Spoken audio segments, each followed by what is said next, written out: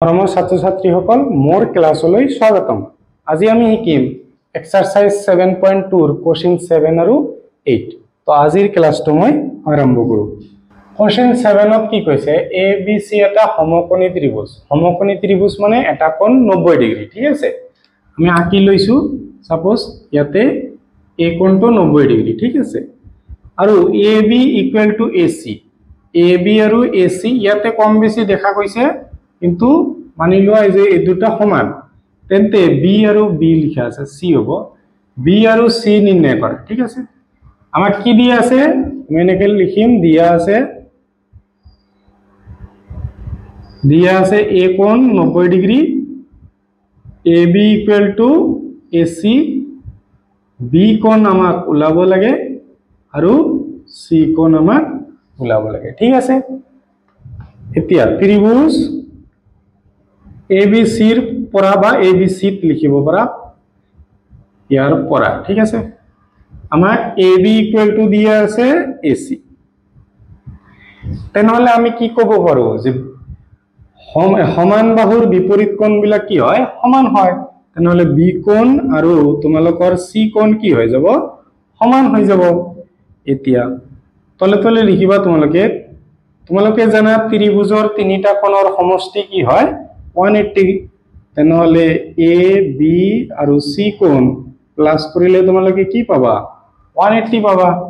এতিয়া চোৱা এ কোণ মানে দি আছে তোমালোকৰ 90 ডিগ্ৰী, ঠিক আছে। এ কোণ মানে কি দি আছে 90 ডিগ্ৰী।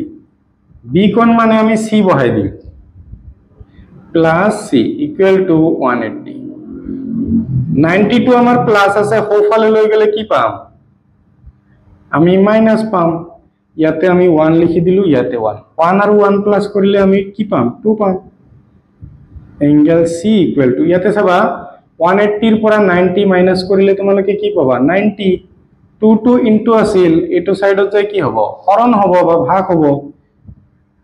2 এৰে 9 ৰ মাজত 4 বাৰ, 2 4 ইনটু কৰিলে 8 পাবা। 1 থাকিল, 1 আৰু 0 কি হ'ব 10। 10 ৰ মাজত 2 কিমান বাৰ যাব 5 বাৰ। তেনেহলে সি কোণ তোমালোকে পাবা 45 হল। সি কোণ 45 হলে তোমালোকে বি কোণ কি হ'ব, ইয়াতে চোৱা বি ইকুৱেল টু সি, তাৰমানে বিৰ মানো তোমালোকৰ কি হল 45 হৈ গল। হল ভিডিঅটো ৰখাই তোমালোকে লিখিলো। চোৱা কোৱেশ্চন 8 ত আমাক কি কৈছে, দেখুৱা যে সমবাহু ত্ৰিভুজৰ প্ৰতিটো কোণে কি হয় 60 ডিগ্ৰীৰ সমান। সমবাহু ত্ৰিভুজৰ প্ৰতিটো কোণে আমাৰ 60 ডিগ্ৰীৰ সমান প্ৰুভ কৰি গৈছে।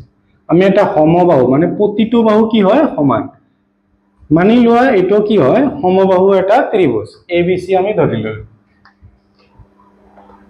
এনেকৈ লিখিম যে এ বি সি এটা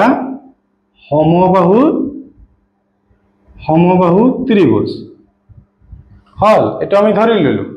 এতিয়া আমাক প্ৰমাণ কৰিব দিছে,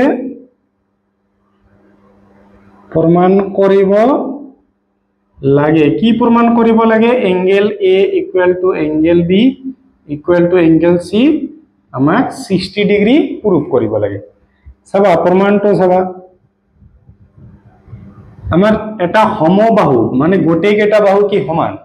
সমবাহু মানে কি হ'ব A B equal to B C equal to A C, মানে তিনিওটা বাহু আমাৰ সমান। এতিয়া আমি কি লিখিব পাৰো, আমি জানো যে সমান বাহুৰ বিপৰীত কোণবিলাক সমান। এইটো লাইনৰ পৰা ক'ব পাৰো যে এ কোণ ইকুৱেল টু বি কোণ ইকুৱেল টু আমাৰ সি কোণ, ঠিক আছে। লিখি দিম সমান বাহুৰ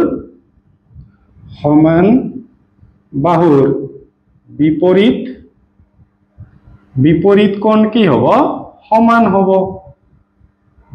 চাবা নেক্সট চাবা, আমি জানো যে ত্ৰিভুজৰ তিনিটা কোণৰ মাপ কি হয় 180 ডিগ্ৰী। তাৰ মানে এ প্লাস বি প্লাস সি কি পাম আমি 180 ডিগ্ৰী। ত্রিভুজ এ বি সির কোণ কেইটার মাপ হব। চাবা আমি হলে এ রাখিম, নহলে বি রাখিম, নহলে সি রাখিম। সাপোজ আমি এ রাখি দিলো, তেনেহলে বি ঠাইতো কি বহাব লাগিব এ বহাব লাগিব। আৰু c কি হয় এৰ সমান আমি a বহাই দিম হ'ব ইকুৱেল টু 180 ইয়াতে চাবা 1 ইয়াতে 1 ইয়াতে 1 1 plus 1 plus 1 কি হ'ব 3 হ'ব আৰু a 180 ইয়াৰ পৰা চাবা a ইকুৱেল টু আমি কি লিখিব পাৰো 180 3 আমাৰ ইনটু আছে হৰণ হবলে গলে কি হ'ব হৰণ হ'ব 3 ৰে কাটিলে 18 ৰ মাজত 6 শূন্য আমাৰ কি হ'ব শূন্য হ'ব তেনেহলে a কোণ ইকুৱেল টু কিমান পালো 60 a কোণৰ মান যদি 60 হয় আমি জানো গোটেই কেটা সমান তেনেহলে কি হ'ব b কোণৰ মান 60 হ'ব c কোণৰ মান 60 হ'ব তেনেহলে আমি লিখিব পাৰো angle a equal to angle b equal to angle c equal to 60 প্ৰমাণিত হল বা প্ৰুভড হ'ব ভিডিওটো ৰখাই তোমালোকে লিখি লোৱা আৰু ভিডিওটো চাই যদি ভাল পাইছা তেনেহলে নিজৰ সমনীয়াৰ সৈতে শেয়াৰ কৰি দিবা আৰু চেনেলটো যদি নতুন আহিছা তেনেহলে চেনেলটো সাবস্ক্ৰাইব কৰি যাবা এইটো বাৰৰ পুৰণি ভিডিও বিলাক যদি চোৱা নাই তেনেহলে তোমালোকে প্লেলিষ্ট বনোৱা আছে তাতে যাই চাই লওক